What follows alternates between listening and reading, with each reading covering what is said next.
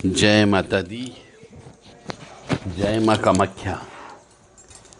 देव Radha trust Satyavani channel से आप आज एक जीवन की सच्चाई सुनेंगे। मनुष्य के जीवन में कष्ट तो आते ही हैं। कोई भी जीव आत्मा हो, उसको अपने कर्मों का फल भोगना पड़ता है।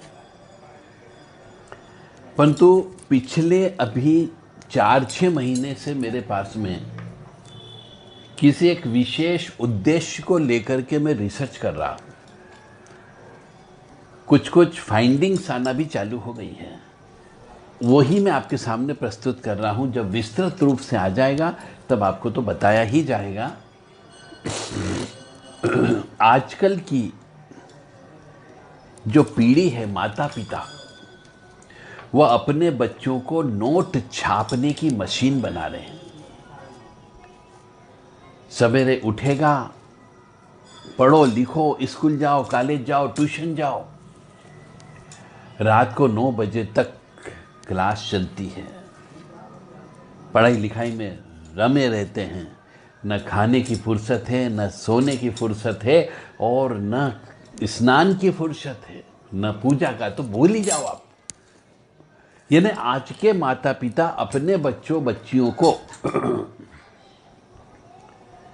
अगरबत्ती लगाना, दीपक लगाना, आरती करना या कोई स्तुति बोलना, कोई चालीसा बोलना, ये तो बताते ही नहीं है। यानी भगवान है या नहीं है ये भी नहीं बताते। और न बालक पूछता है, क्योंकि उसे तो एक टारगेट दे दिया था कि तुम्हें 90% लाना है, 95% लाना है, 98% नंबर लेकर के आना है। वो बालक होता है, उसे मालूम नहीं होता है कि मेरे माता पिता जो बोल रहे वो कितना सही है, कितना झूठ है। तो वो तो ये सोचता है कि मेरे माता पिता जो बोल रहे हैं वही सत्य है। तो आजकल के माता पिता अपने बच्चों को धर्म के बारे में बिल्कुल भी ज्ञान नहीं देते, और उसी का एक कारण आगे जाकर के ये होता है कि वह बच्चा नास्तिक हो जाता है। नास्तिक यानी भगवान को नहीं मानने वाला, वो कर्म में विश्वास करने वाला हो जाता है।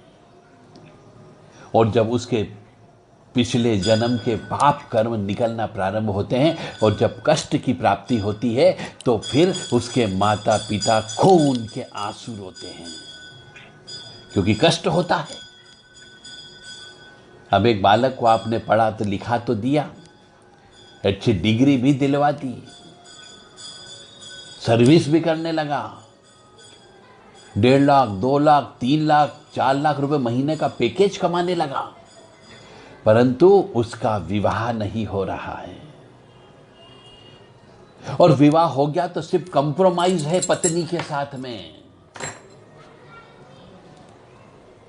और विवाह हो गया तो बच्चे पैदा नहीं हो रहे हैं, और बच्चे पैदा हो गए तो बच्चे मां बाप के दुश्मन बच्चे पैदा हो जाते हैं। फिर माता पिता को रोना पड़ता है। और कुछ माँ बाप तो इसलिए भी रोते हैं कि उनके बच्चा भगवान में विश्वास नहीं करता है, न तंत्र को मानता है, न मंत्र को मानता है, न मंदिर को मानता है, न मस्जिद को मानता है, न गुरुद्वारे को मानता है, कहीं पर नहीं जाता, कहीं पर सिर नहीं झुकाता, और तो और माता पिता के चरण स्पर्श भी नहीं करता। ऐसा नास्तिक विचारधारा वाला बच्चा आप तैयार कर देते हो। अब समस्या आती है पिछले जन्म के पाप कर्म। अब पिछले जन्म के पाप कर्मों का प्रायश्चित कराएं तो किससे करवाएं?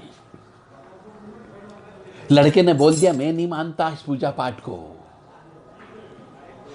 मैं नहीं मानता ईश्वर को, जब शादी होना होगी हो जाएगी, पर यह नहीं बोलता कि मेरे भाग्य में शादी है या नहीं, क्योंकि वो कहता भाग्य तो मैं खुद बनाता हूं।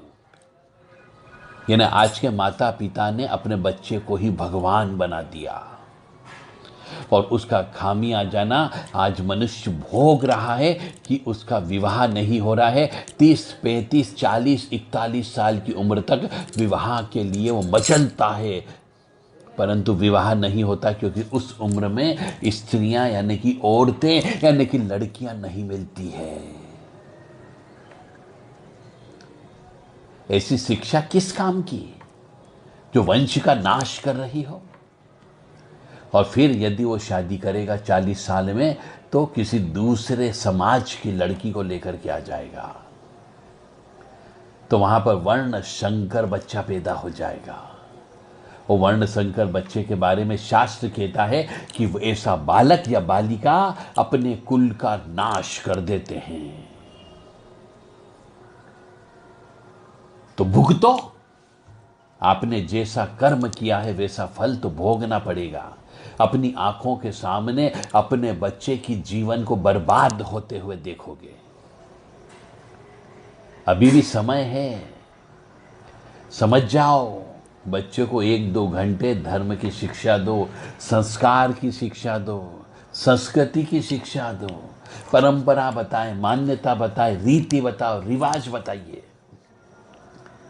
पर आप आजकल के बालक बालिकाओं को न तो कुल देवी देवता के बारे में बोलते हो और न ही अपने पितरों के बारे में बोलते हो और न ही हमारे यहाँ पर विभिन्न होने वाले 30 त्योहार के बारे में बताते हो।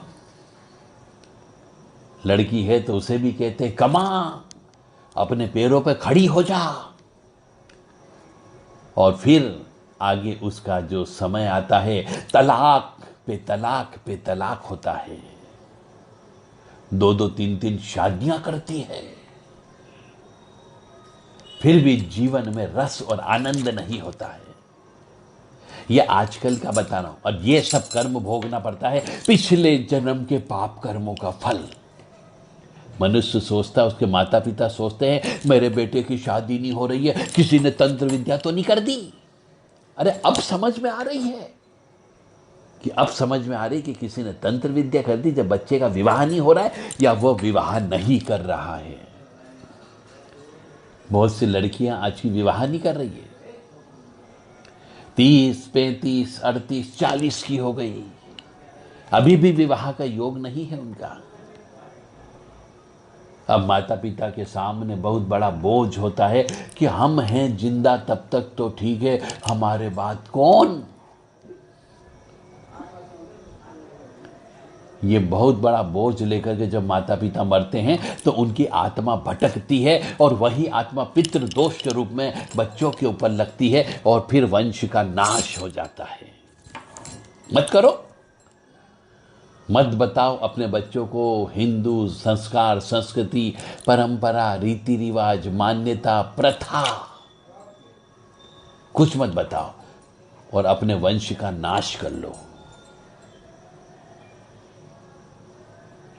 पिछले 6 महीने में मेरे पास जवान लड़के लड़कियों का, उनके माता पिता का बहुत फोन आया कि हमें शादी करना है। मैंने पूछा उम्र क्या है, तो बोलने लगा 38 साल, 40 साल, 42 साल। मैंने कहा अब तक सो रहे थे क्या? बोले कैरियर बना रहे थे। अब कैरियर बन गया, 4 लाख का पैकेज हो गया, 5 लाख का पैकेज हो गया प्रति माह। अरे पैसे तो आ रहे हैं, पर उस पैसे का कौन भोग करेगा? कहाँ लगाओगे? कि न तो बीवी है, न बच्चे हैं और न अपने माँ बाप से प्रेम। तो वो पैसे कहाँ जाएंगे? बट्टा खाते में जाएंगे, क्योंकि धर्म कर्म तो करोगे नहीं।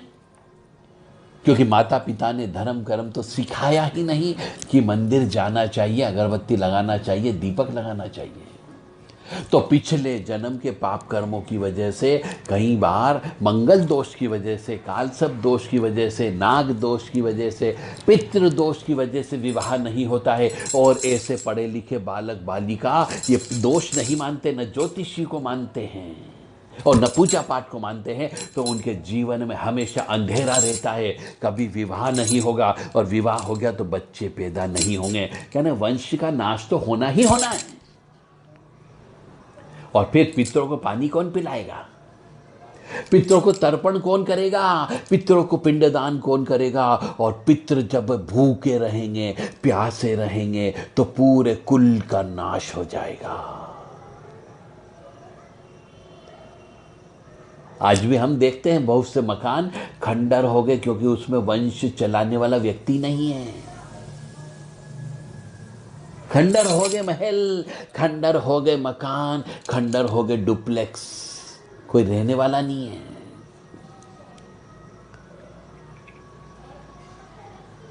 तो मनुष्य, ये रिसर्च में निकला है कि आज के जवान लौंडे लड़कियां भगवान को नहीं मानते। हम तो कर्म कर रहे हैं, पढ़ाई लिखाई की है हमने, पैसा कमा रहे हैं।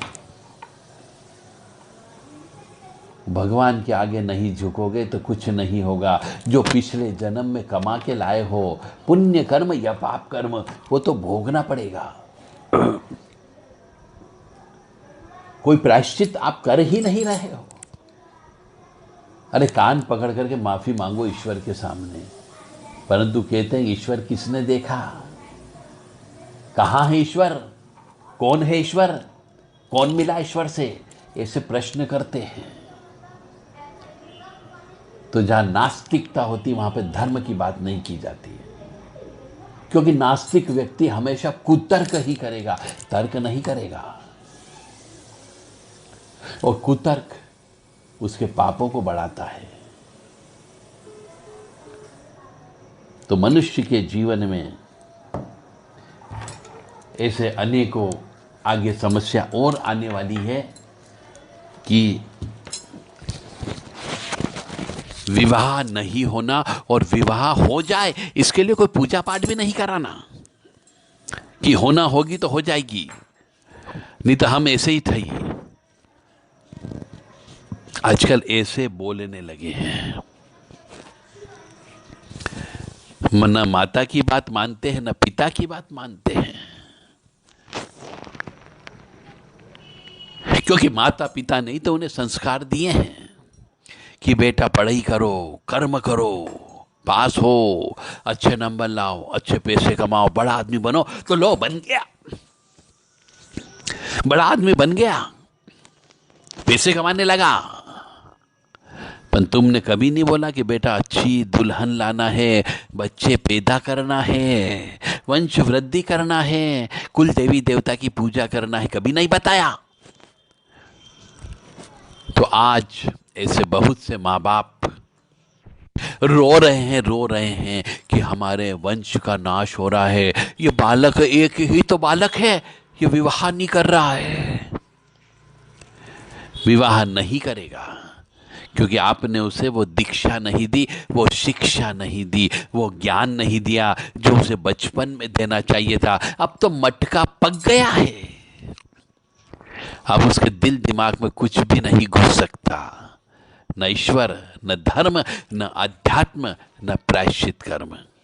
अब तो माता पिता को भोगना ही पड़ेगा, अपनी आंखों के सामने अपने वंश का नाश होते हुए देखना पड़ेगा। जय माता दी, जय माँ कामाख्या। अब इसका उपाय, कोई उपाय नहीं है। बहुत से लोग कहते हैं आप उपाय नहीं बोलते हो। अरे क्या उपाय बताऊं? पिछले जन्म में यदि आप भाई का पैसा खा करके आए हो, भाई के साथ गद्दारी करके आए हो, भाई की जमीन जायदाद को हड़प करके आए हो, किसी गरीब परिवार की संपत्ति को हड़प करके आए हो, किसी गरीब व्यक्ति की हत्या करके आए हो, या फिर अपनी बहन बेटियों के साथ आपने दुर्व्यवहार किया हो, अपनी माता पिता के साथ दुर्व्यवहार किया हो, अपनी पत्नी के साथ दुर्व्यवहार किया हो, अपने गुरु के साथ दुर्व्यवहार किया हो, या फिर पिछले जन्म में निर्गुणे मर गए हो, आपने नौकर चाकर की मेहनत का पैसा खा गए हो, या फिर जिसके साथ आपने पार्टनरशिप करी उसके साथ धोखा किया हो, मामा के साथ धोखा किया हो, काका के साथ धोखा किया हो, तो उसका फल तो अवश्य मिलेगा। आपने वचन भंग किया हो, झूठ बोला हो, जो वादा किया था वादा नहीं किया हो, तो उसका फल तो भोगना पड़ता है। तो आजकल के जो जिनका विवाह नहीं हो रहा है वो पूजा करने में भी इंटरेस्ट नहीं रखते, क्योंकि उनके माता पिता ने नहीं बताया कि हम यदि ये पूजा कर ले तो शायद विवाह हो जाए। जय माता दी। समझ सको तो समझो, समझने वालों को इशारा काफी है। नहीं समझोगे तो वंश का नाश तो होना ही होना है, और मरने के बाद आपको कोई पानी पिलाने वाला नहीं मिलेगा, ये सत्य है। आपकी आत्मा भटकेगी, और यदि किसी तांत्रिक के चक्कर में उलझ गई तो कई हजारों सालों तक बोतल में बंद हो जाओगे, नींबू में गेद हो जाओगे, किसी पेड़ पर ठोक करके उल्टा लटका दिया जाएगा। तब उस समय और कई हजारों सालों तक भूखे प्यासे तड़पना होगा, क्योंकि आत्मा को भी भूख लगती है। जय माता दी। जय मां कामाख्या।